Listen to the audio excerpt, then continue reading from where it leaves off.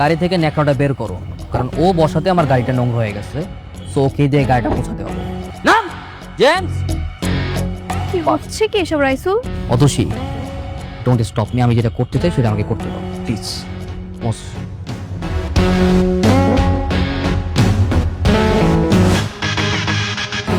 তুমি স্যারের সাথে এরকম ব্যবহার করলা কেন?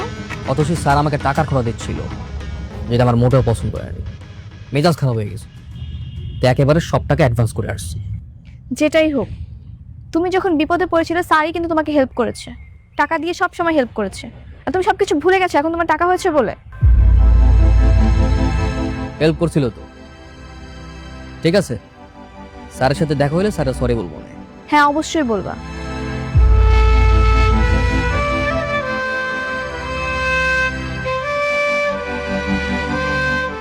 আরে মুন্না ভাইয়া, just a minute, excuse me. আরে তুমি কি অবস্থা তোমার? এত পরিবর্তন! গাড়ি কি আপনার? না, গাড়িটা তো আমার না। তো এই যে পার্কিং করা ছিল তাই বসে আছি। কেন, কোনো সমস্যা? সমস্যা তো অবশ্যই আছে, কারণ গাড়িটা আমার আর তোর বাপের না। সো নাম নাম জেমস।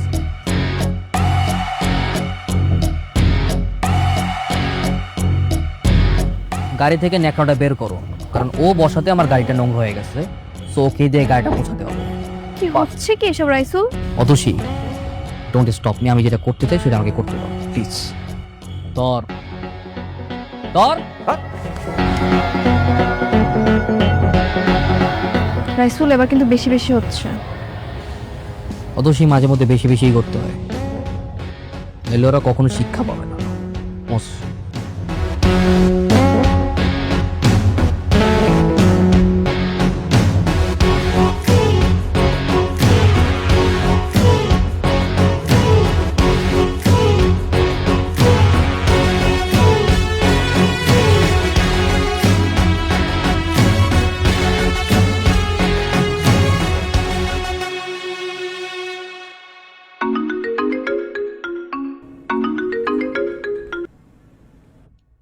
হ্যালো, তুমি কি এখনো ব্যস্ত? একটু ক্লায়েন্টের সাথে কথা বলতেছিলাম, বলো, সমস্যা নেই। দিন দিন কিন্তু তুমি অনেক বদলে যাচ্ছ। কেন বদলে যাবো? কেন? তো বদলাওনি? আগে আমরা কত কথা বলতাম, সারা রাত জেগে ফোনে কথা বলতাম যখন তোমার কিছুই ছিল না।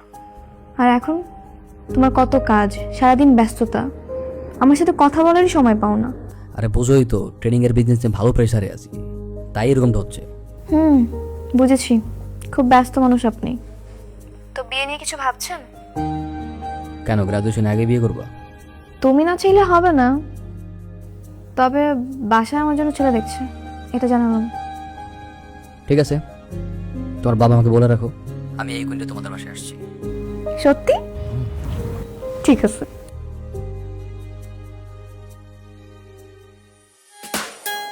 অতসী, রাইসুল চলে এসেছে।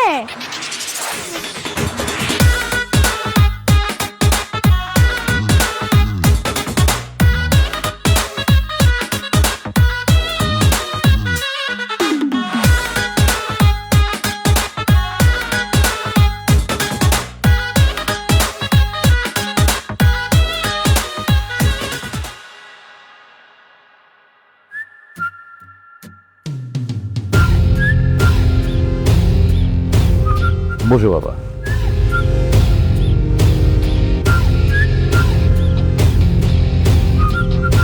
তা ভালো আছো? ভালো আছি, মন্দ আছি, খেয়েছি কি খাই নাই, এসব আলাপচারিতা করার সময় নেই। Because আমার কাছে time is money and money is time. So better যে কাজের জন্য আমরা এসেছি সেটা নিয়েই কথা বলি। হ্যাঁ, ঠিক আছে। আপনার মেয়ে অতসী আমাকে ভালোবাসে, আমাকে বিয়েও করতে চায়, এবং so next deal is auntie bottle and fix the match date as soon as possible. ও হ্যাঁ, ঠিক আছে।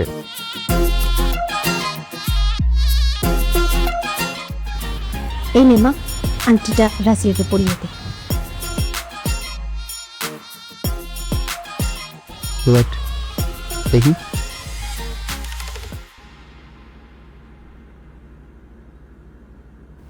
সোনার উপর আন্টি দিয়ে এঙ্গেজমেন্ট করবো আমি? লেই, আমি আমাদের বিয়ের জন্য দুবাই থেকে স্পেশালি প্লাটিনামের রিং অর্ডার করে এনেছি। সেটা দিয়ে আমাদের এঙ্গেজমেন্ট হবে।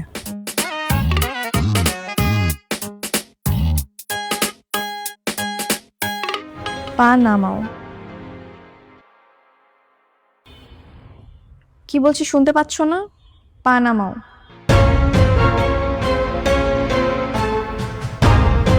বাবাই বিয়ে হচ্ছে না। কেন?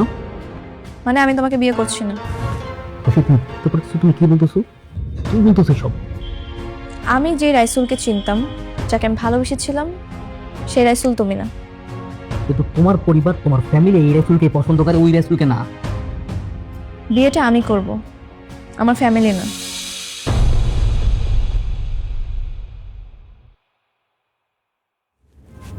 আমাকে অপছন্দ করার কারণ? তোমার অহংকার, তোমার দাম্ভিকতা। আঙুল ফুলে কলা গাছ হয়েছে তোমার, ঠিক হঠাৎ করে পাওয়া টাকার মতো, যেটা তোমাকে পশু বানিয়ে ফেলেছে। এই ইনকামের টাকাগুলো যদি তোমার কষ্টের হতো না, তাহলে হয়তো তোমার এত অহংকার বাড়তো না। অহংকারে তুমি পুরো অন্ধ হয়ে গেছো।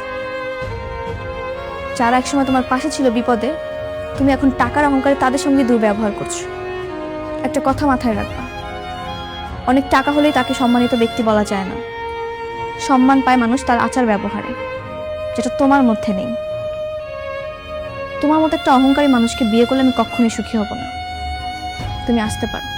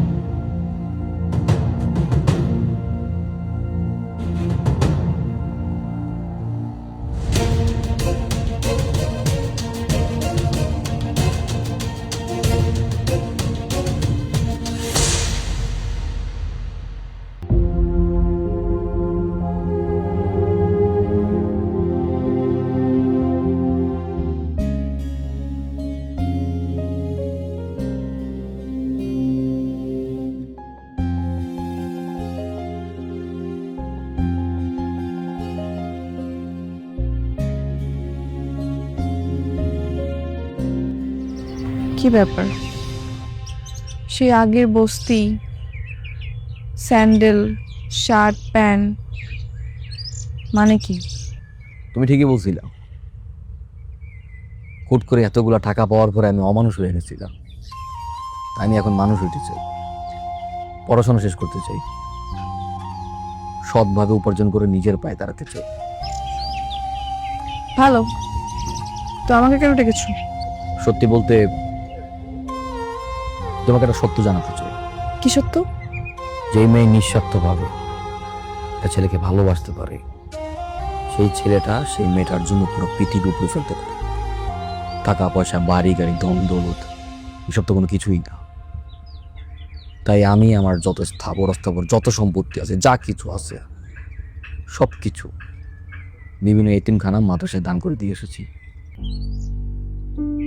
দান করে খুব ভালোই করেছো। সব তো তোমার ব্ল্যাক মানিই ছিল।